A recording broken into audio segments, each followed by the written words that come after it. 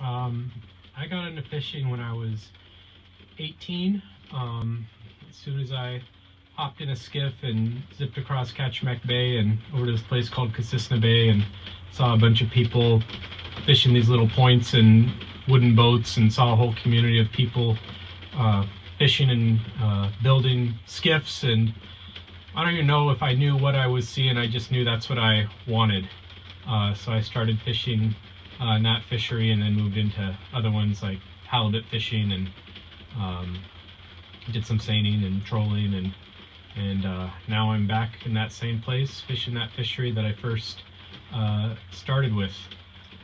I think I love everything about fishing. I've done other things and eventually just came back to it because I think it's the one thing I felt good about myself doing. I like the smell of it. I like gurry. I like nets. I like longline gear. I love the aesthetics of it and just everything about it. I like its energy. I love the people who are doing it, and most of my heroes growing up were skiff fishermen, people who showed up to Alaska with a backpack and found a rotten boat off the beach or gear in a dumpster and made a go at it. And I love that it was this thing, and still is this thing, that if you work hard at it, even without starting with a lot, you can kind of create a nice little life for yourself. And for me, I just love that it's something I can do on my own. It's something I can work hard at and try to get myself out of problems that I maybe create for myself, or I don't feel like anybody's watching me, and it's right for me.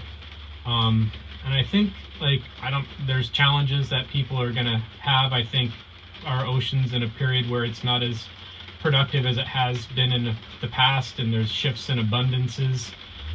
So I think it requires a little more creativity, and I think we all want to make a little bit of money fishing too, and I think for me fishing's a way of life. And so I live pretty small. I live where I fish, and try to be diverse and keep my operating costs down low, and that's why I always wanted to be a skiff fisherman, because I could fish small and live small. And I think finding a way to do that is maybe a path towards how we can all find sustainable fisheries and maybe live a life in and of a place.